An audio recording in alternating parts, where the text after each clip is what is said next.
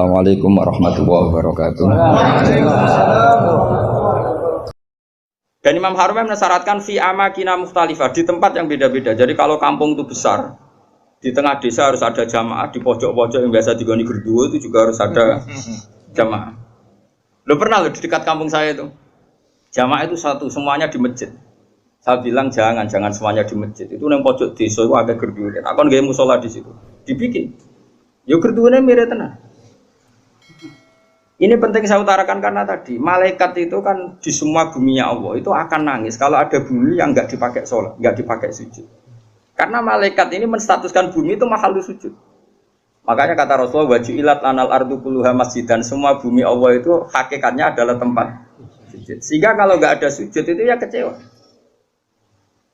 Bumi ini kecewa sekali kan. Makanya harus fi amakina mukhtalifah, tempatnya harus beda-beda di mana-mana.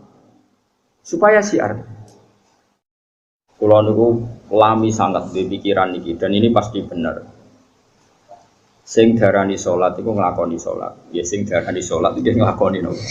Salat. Terus kulo mulai takbir ngantos salam niku jenenge nopo? Salat. Kemudian kita ini hidup di dunia nyata. Misalnya kena ramangan niku ora iso salat. Ku awak lemes iku ngadeg kaya ora iso apa meneh nopo? Salat. Sehingga ada wasail, wong kon mangan ben kuat sholat. Kemudian ada wasail lagi, misalnya gini, ini pengono tenan. Nabi Ibrahim itu nabi yang luar biasa. Beliau Khalilur Rahman. Dia tahu kalau fisik manusia itu kalau tidak makan itu tidak bisa sholat.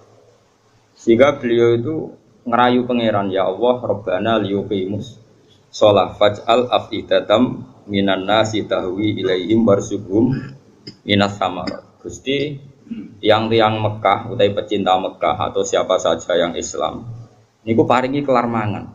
Genak kelar mangan niku ben kelar sholat.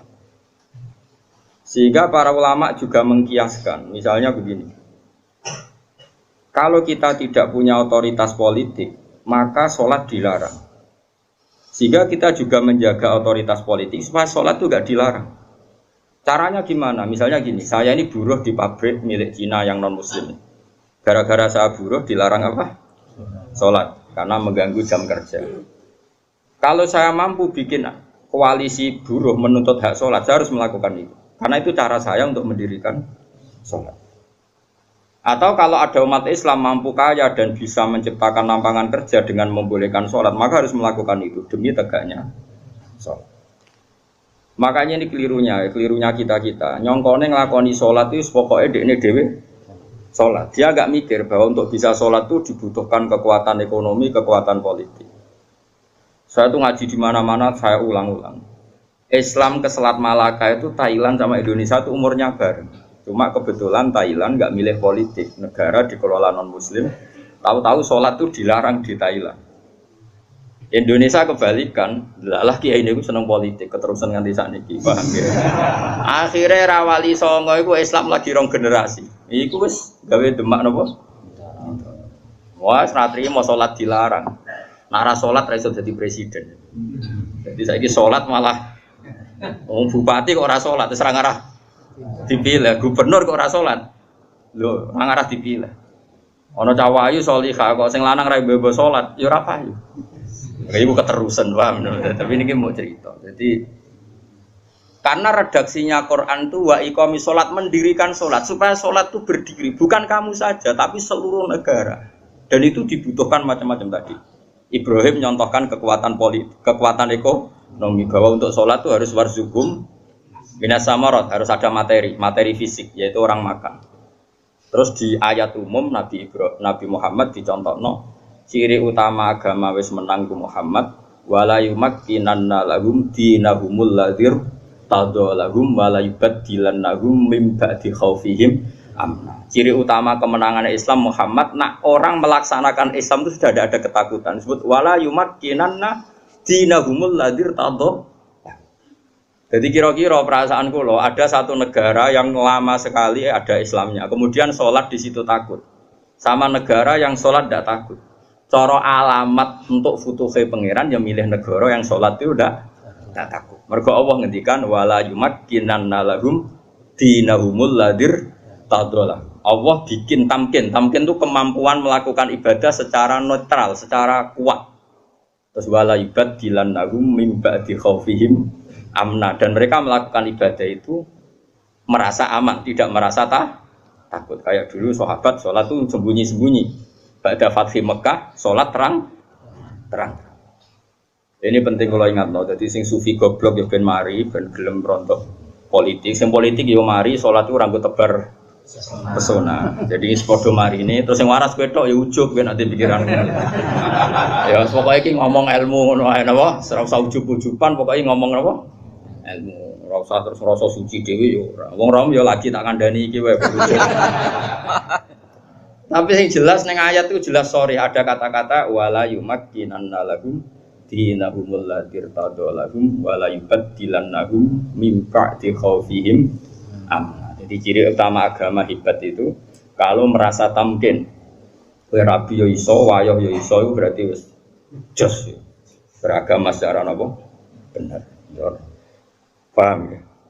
Tapi nak wani ya pokoknya sementing itu wani. Lho kalau di kanca bojone loro telu iku langsung legal kabeh didaftarno langsung legal kabeh. Kondang tenan. Rabi langsung wakeh didaftarno ya langsung legal kabeh. Yo hebat tenan. Tapi kok kuat suwe ora ya ora roh nek iku takdir no. Tapi ini penting kula aturno nggih. Kula niku kan maca tarikh niku kathah. Maca tarikh niku kathah. Di antara tarikh itu kenapa semua nabi itu kok menguasai negara? Enggak ada nabi yang enggak menguasai negara. Nabi Muhammad pada akhirnya menguasai Mekah Madinah. Ada Fathu Mekah. Karena dengan menguasai ini berarti sholat ibadah menang. Sholat ibadah menang. Kalau enggak ya dilarang. Dulu orang sholat di Masjid Haram itu dilarang. Dulu orang Islam sholat di mana-mana dilarang. Sampai Islam kuat, terus berani terang-terangan sholat. Fasda' gimana kok? Dumar. Di Indonesia sekarang luar biasa. Malah pejabat yang enggak sholat itu dijeng wong. Sekira-kira malah rada di.